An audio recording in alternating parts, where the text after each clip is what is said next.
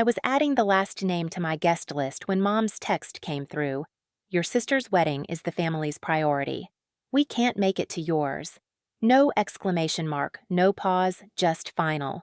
It landed harder than I expected, like someone quietly locking a door from the other side. I didn't argue. I just stared at the blinking cursor, typed, "That's fine," and closed the laptop. A week later, while they were dressing up for Chloe's big day, the world discovered something they never bothered to ask about my ceremony was already happening under the olive trees of my own $6 million villa in Tuscany, and when the photos surfaced, the silence from home said everything. Before I tell you how it all unfolded, hit like and drop a comment telling me where you're listening from, because sometimes the people who were supposed to show up for us never do. When people ask what growing up in our house was like, I never know where to start. From the outside, we looked picture-perfect Christmas cards in matching sweaters, smiles wide enough to convince anyone we were close. But if you looked long enough, you'd notice the pattern. Every story, every celebration somehow looped back to my younger sister Chloe. She was the family's orbit. I was the quiet background keeping the whole system balanced. I used to think it was normal how Mom's eyes lit up every time Chloe entered a room, how Dad bragged about her dance trophies at every dinner. When I brought home science fair ribbons or straight A's, they'd nod politely and change the subject. Mom would say things like, "You're lucky, Esther. Things just come easier for your sister." That word lucky always stung. It made every hour I'd spent working feel invisible. There's a photo album somewhere in my parents' living room that tells the whole story better than I could. Page after page of Chloe twirling in pink tutus, Chloe blowing candles, Chloe at prom. I appear once, maybe twice cropped at the edge or half turned away. When I was 16, I found one photo where I remembered standing right beside her, but in the printed version, my face was gone, literally trimmed out of the frame. Mom said it was to make the composition neater. I didn't cry. I just stopped expecting to be in the picture at all. Grandma Helen was the only one who noticed. She used to slip me quiet reassurances during family dinners, leaning in close to whisper, "Don't worry, sweetheart. Some people only see what's shiny." She had a way of saying things that made you feel seen without needing to explain yourself. My cousin Rachel, too, she was always the one texting me on birthdays after my parents forgot.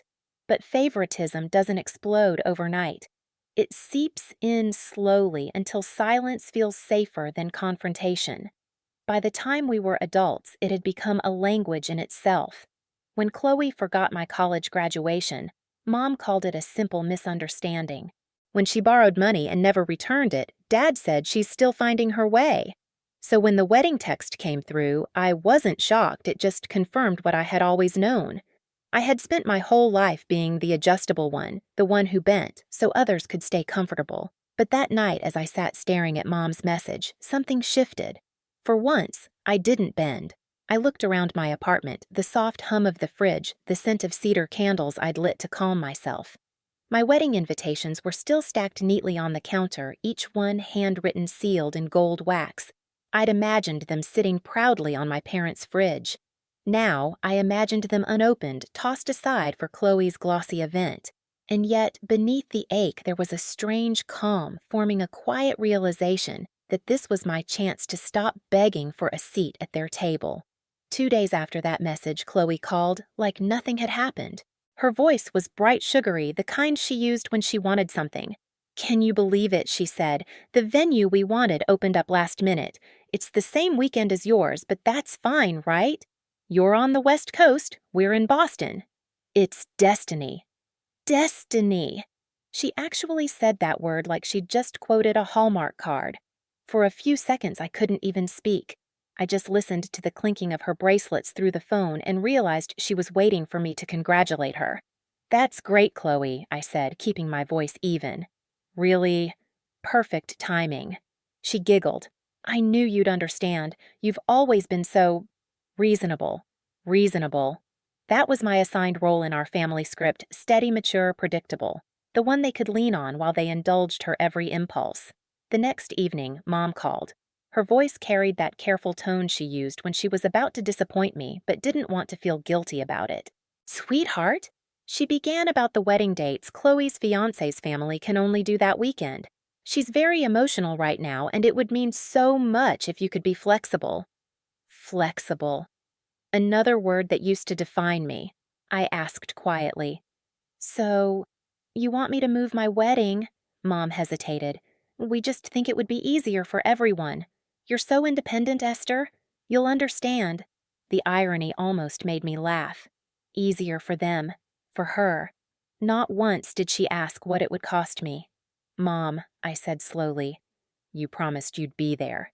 She sighed long and weary as if I were the one being unreasonable. It's not about choosing sides. It's just logistics. That word logistics hit harder than I expected. It was my entire career the field I'd built a company around. Logistics meant precision, integrity, fairness. But in my family's dictionary, it was just another excuse for betrayal. That night, I called my father. He answered with his usual calm, practical tone. Izzy, you know how your sister gets. If we don't go, she'll take it personally. You've always been the strong one. I bit the inside of my cheek until I tasted blood.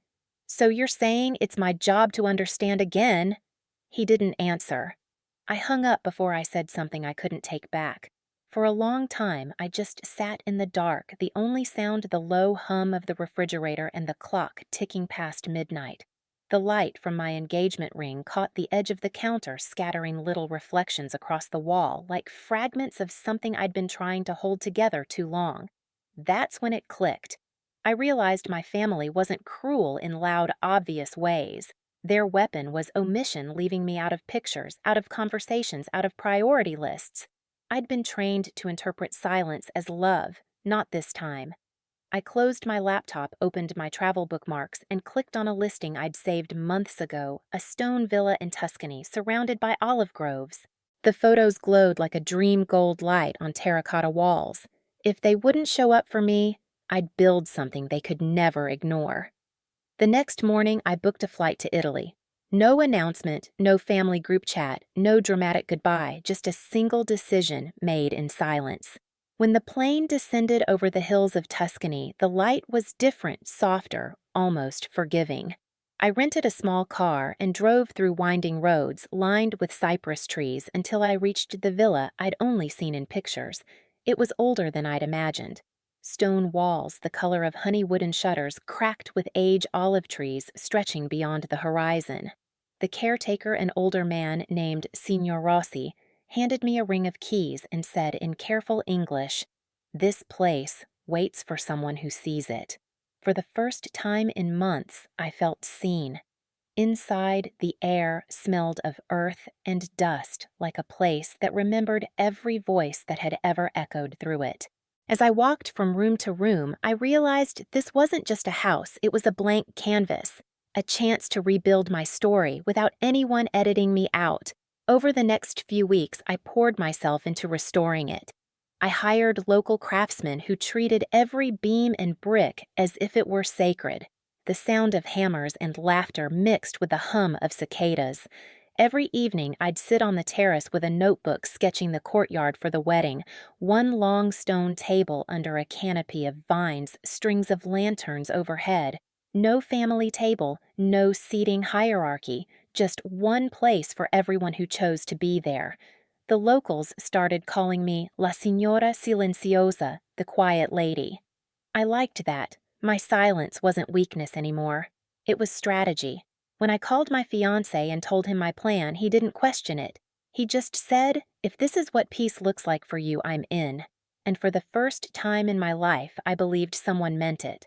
A week later, I began sending out new invitations, not the embossed gold kind I'd sent before, but simple cream envelopes with olive leaves pressed inside. Handwritten, personal, sincere. The first went to Rachel, my cousin, who'd never forgotten my birthday. Then to Grandma Helen, who had always seen through the family's illusions. And one by one replies started coming in. Rachel called me first. We heard what happened. Aunt Judy told everyone Chloe's wedding was the main event. "We're done pretending. Send us the details, we'll be there." Her voice cracked halfway through, not from pity, but from loyalty. By the end of the week, flights were booked. Grandma messaged, "I've missed enough real love in my life." "I'll be in Tuscany, my dear." The group chat they started called itself The Real Family Table. Photos of passports, suitcases, and laughing emojis filled my phone. For the first time, I didn't feel abandoned. I felt chosen. And somewhere between the olive trees and the smell of fresh plaster, I realized this wasn't revenge. This was revelation. The morning of both weddings arrived under the same sun, two worlds unfolding miles apart. In Boston, the air was heavy with humidity and nerves. The hotel ballroom glimmered under chandeliers, but there was an uneasiness that even the florist couldn't hide. Half the chairs near the front sat empty. Mom stood by the entrance in her lavender dress, smiling too wide, pretending not to notice how many familiar faces were missing. Dad checked his watch, then his phone, then the door again. Maybe the flights got delayed. Mom whispered, her voice brittle. But no one was coming. Inside, Chloe adjusted her veil for the fifth time. Her bridesmaids hovered, whispering, "Where's Grandma? Didn't she always sit in the first row?" Chloe's smile wavered. "She must be running late," she said, but her voice cracked. The photographer shifted awkwardly, repositioning the guests to make the room look fuller. "Maybe move everyone forward," he suggested gently. "Sure," Chloe said, forcing a laugh, but her hand trembled as she clutched her bouquet. Meanwhile, across the ocean, the same sunlight poured over rolling hills of Tuscany, catching on silver olive leaves. The villa glowed like a painting stone walls wrapped in vines, lanterns swaying in the breeze. The long table was set beneath the grape canopy lined with candles, wildflowers, and clay plates handmade by local artisans. Rachel's children chased each other between the trees. Eli strummed his guitar, softly testing the chords of a love song. Grandma Helen sat in the front row, holding a small olive branch she'd plucked that morning, a symbol of peace, she said. I stood inside, looking out through the open doorway. My wedding gown wasn't grand or glittering, just silk, simple and soft, catching the afternoon light. Lucia, the local chef who had become a friend, pinned a sprig of olive leaves into my hair and whispered, "For good fortune and for truth." When I stepped outside, the breeze lifted the veil from my shoulders. The guests turned faces glowing in the golden light. Grandma rose first, her eyes bright. "There she is," she said softly, and for the first time I believed her. There was no orchestra, no choreography, just Eli's guitar, the rustle of vines, and the sound of people who had chosen to be there. As I walked down the aisle, I thought about every empty chair that had once represented absence birthdays, forgotten graduations, unattended silences mistaken for peace. But here, every seat was filled. Every gaze met mine, unflinching. The officiant, a local friend of Lucia's, spoke in melodic English. "Love is not measured by how many are invited, but by who shows up." The words sank deep. When it was my turn to speak, I didn't read from paper. My vows came out like breath. To the ones who show up, I began, my voice steady. "This love is for you, for those who believed in me before I ever proved I was enough. For the ones who stayed when it wasn't convenient." Rachel wiped her eyes.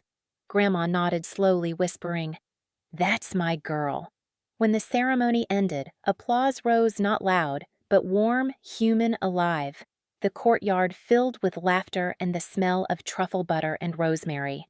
Lucia's kitchen doors swung open, carrying platters of handmade pasta and roasted vegetables. The lanterns above flickered on as the sky turned violet. It wasn't perfect. It was real. Halfway through dinner, Rachel showed me her phone. "They're talking about it already," she said, half laughing. Photos had begun circulating through the family group chats, candles, the villa, the table glowing under the grapevines, Grandma laughing with Eli's arm around her shoulder. Within hours, the images reached Boston. At the ballroom, Chloe was posing for her couple's portrait when one of the bridesmaids gasped, scrolling through her phone. "Wait! Isn't that your family?" "They're in Italy." "What?" Chloe frowned, snatching the phone. On the screen was a photo of me and my husband standing beneath the Tuscan sky lanterns glowing behind us, our family smiling around the table. Grandma holding up her olive branch. Rachel's kids throwing petals. Chloe froze. The photographer hesitated, lowering his camera. Around her, the murmurs started soft at first, then spreading. "Isn't that Aunt Marianne and Uncle Ray? I thought they were supposed to be here." Mom leaned over Dad's shoulder, eyes narrowing at the phone. "What is this?" she whispered. Dad's face drained of color. It's Esther's wedding. Chloe's breath hitched. They went to hers. Mom didn't answer. The silence stretched louder than any outburst could have been. Guests shifted uncomfortably. Someone coughed. The band played on, trying to fill the tension, but even the music sounded hollow. When the officiant toasted to family unity, no one raised a glass. Back in Tuscany, laughter rippled through the courtyard as Lucia poured wine into glasses and said, "Eat, drink, and remember why you came." Grandma leaned across the table and took my hand. "I've waited a long time to see this, Esther," she said. "This is what family was supposed to look like." The night deepened into gold and violet. Someone started a slow song, and guests began to dance barefoot on the stone floor. For a moment, I stepped away, walking toward the olive grove. The air smelled of wood smoke and lavender. The villa behind me glowed with life. My phone buzzed on the table messages, missed calls, unread voicemails. I didn't open them. I didn't need to. In Boston, Mom's voice trembled as she called again this time, leaving a message, "Esther, how could you do this to us? Everyone's talking about it." We looked like fools. I listened to it the next morning, sipping coffee under the same olive tree where I'd said my vows. The sun was rising, turning the hills amber. I hit play once more, then deleted it. They thought humiliation was the punishment. It wasn't. The real consequence was realizing that I had moved on without needing their permission. The photos kept circulating online, shared by cousins, reposted by friends. The image of Grandma raising her olive branch became the quiet symbol of our reunion. No captions, no explanations, just truth. For years, they had cropped me out of their pictures. This time, I didn't need to fight for space in theirs. I had built my own frame and filled it with light. The week after the weddings, Tuscany fell quiet again. The lanterns were taken down, the laughter faded into memory, but the air still held the warmth of what we'd built. The long table stood empty now, scattered with dried petals and wine stains, proof that something real had happened there. One morning, as I was packing away the last of the decorations, my phone rang. "Mom." For a moment, I almost let it go to voicemail, but something inside me said, "Answer not for them, for yourself." Her voice was shaky, defensive. "Esther, do you have any idea how embarrassed we were? Everyone at Chloe's wedding was talking about your little event in Italy. You made us look heartless." I took a slow breath, watching sunlight crawl across the floor. "I didn't make you look any way, Mom," I said evenly. "I just gave people a chance to see the truth." There was silence on the line, then a trembling sigh. "You've always been so cold. We were just trying to keep peace." Before I could reply, another voice came through Grandma's. "Judy, that's enough," she said, firm but calm. "You spent years asking this girl to shrink herself for your comfort. Now she finally stood tall, and you're calling it cruelty." "No, my dear. That's freedom." Mom said nothing after that. The call ended quietly, like a door closing without a slam. I stepped outside the olive trees, swaying gently in the breeze. Lucia came out from the kitchen, wiping her hands on her apron. "Everything okay?" I smiled faintly. "Better than okay. It's finally quiet in all the right ways." She looked toward the long table and said softly, "Then eat, Signora. You've earned peace." That evening, I set one last plate at the head of the table, the seat that had always been empty. I tied a small olive green ribbon around the chair and whispered, "For the girl who once waited to be chosen." The wind moved through the vines like a gentle sigh, and for the first time I didn't feel forgotten. I felt free. Later, as the sun disappeared behind the hills, I poured a glass of wine and thought of Grandma's words. "Love isn't management, it's showing up." She was right. You don't need to fight for a seat at someone else's table. Build your own, and the right people will find their way to it. If this story hit home for you, share your thoughts in the comments. Tell me where you're watching from, and remember, sometimes the quietest revenge is peace. Hit subscribe for more stories like this one.